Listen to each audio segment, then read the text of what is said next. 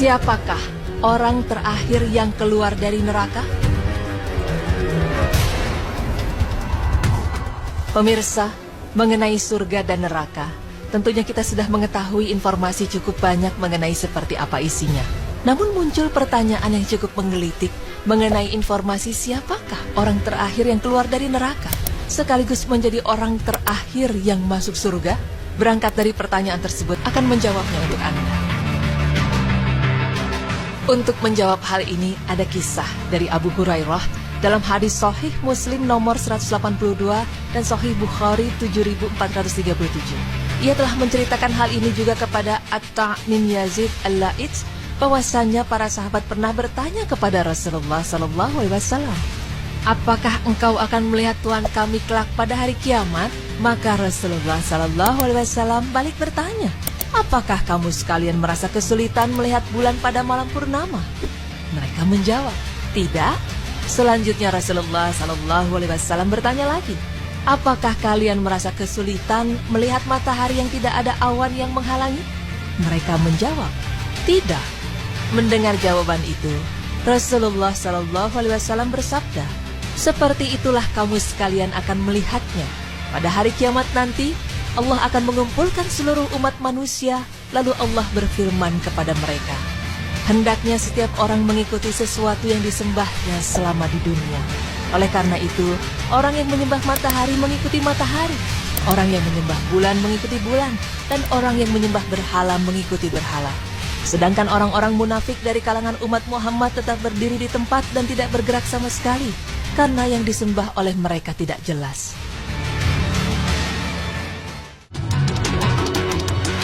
Rasulullah SAW melanjutkan kembali sabdanya, kemudian Allah mendatangi kaum muslimin dalam wujud yang tidak dikenali oleh mereka. Seraya Allah berfirman kepada mereka, aku ini adalah Tuhanmu. Mendengar itu mereka berkata, kami berlindung kepada Allah dari bujuk rayumu, dan kami akan tetap berdiri di tempat ini sampai datang kepada kami Tuhan kami yang sebenarnya. Kemudian Allah datang kepada mereka dalam wujud yang mereka kenal, dan Allah berfirman kepada mereka, aku ini Tuhanmu yang sebenarnya. Pada saat mereka mendengarnya dan mereka merasa yakin bahwa itu Tuhannya, maka mereka berkata, engkaulah Tuhan kami yang sebenarnya. Setelah itu mereka mengikutinya. Masih dalam hadis yang sama diceritakan bahwa kemudian Allah Subhanahu wa Ta'ala menciptakan sebuah titian yang membentang di atas api neraka.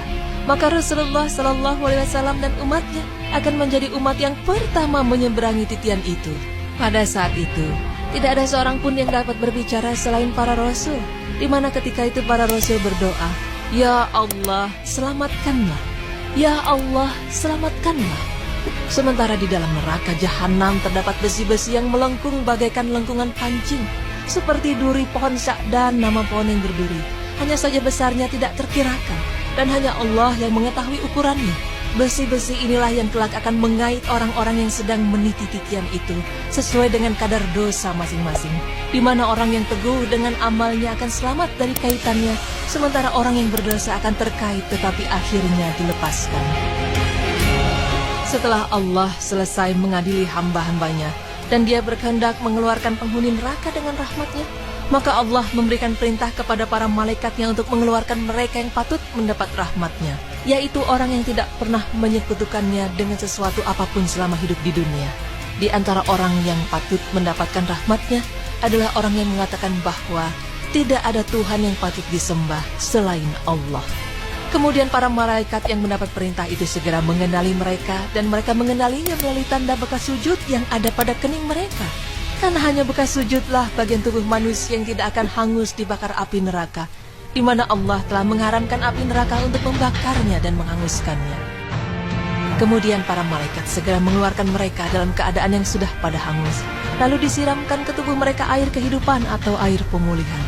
Akibat siraman air kehidupan itulah akhirnya mereka tumbuh dan pulih kembali seperti sedia kala, bagaikan tumbuhnya biji-bijian setelah terjadi banjir besar, di mana mereka tumbuh dalam keadaan masih muda dan besar. Setelah Allah selesai mengadili dan memvonis hamba-hambanya, tiba-tiba terlihat seseorang yang masih tertinggal, sedang mengarahkan pandangannya ke arah neraka. Pemirsa, Orang yang tersebutlah yang pada akhirnya menjadi orang yang paling terakhir keluar dari neraka dan terakhir masuk surga. Kemudian pada Allah dia memohon, "Wahai Tuhanku, palingkan mukaku dari neraka, karena baunya telah meracuniku dan kobaran apinya telah membakarku." Permohonan itu diulangnya berulang kali.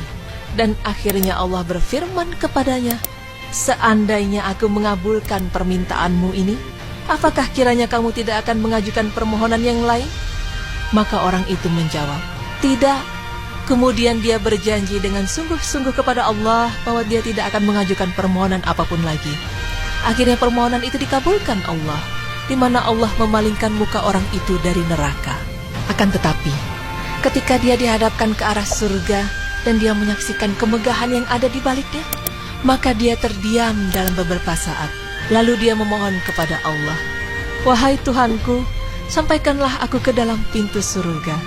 Mendengar hal itu, Allah berfirman kepadanya, "Bukankah kamu telah berjanji dengan sungguh-sungguh bahwa kamu tidak akan memohon lagi kepadaku selain permohonanmu yang telah aku kabulkan tadi? Celakalah kamu, wahai anak Adam, kamu telah memungkiri janjimu sendiri, dan aku tidak akan mengabulkan permohonanmu ini." Akan tetapi, dia tetap memohon kepada Allah untuk dikabulkan permohonannya, sehingga Allah berfirman kepadanya, "Seandainya permohonanmu ini aku kabulkan, apakah kamu tidak akan memohon yang lainnya lagi kepadaku?"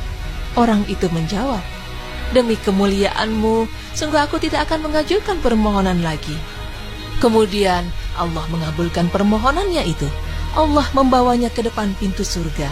Setibanya di depan pintu surga, Allah membuka pintu surga itu lebar-lebar, sehingga orang itu melihat keindahan dan kebahagiaan yang ada di dalamnya.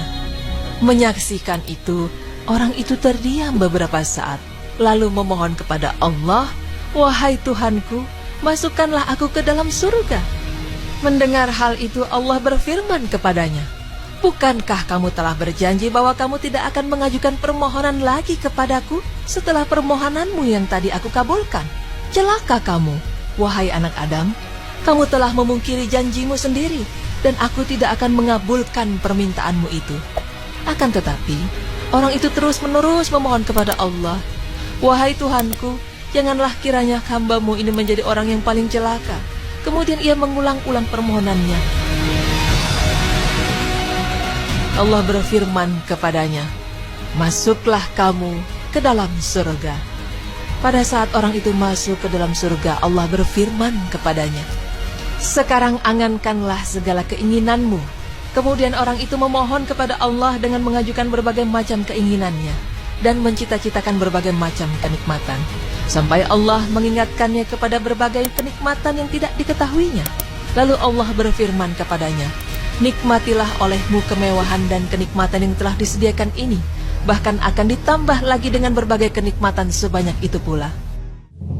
Ya, pemirsa beriman, dialah orang terakhir yang akan keluar dari neraka, di mana Allah Subhanahu wa Ta'ala menjadikan ia sebagai orang terakhir yang masuk surga.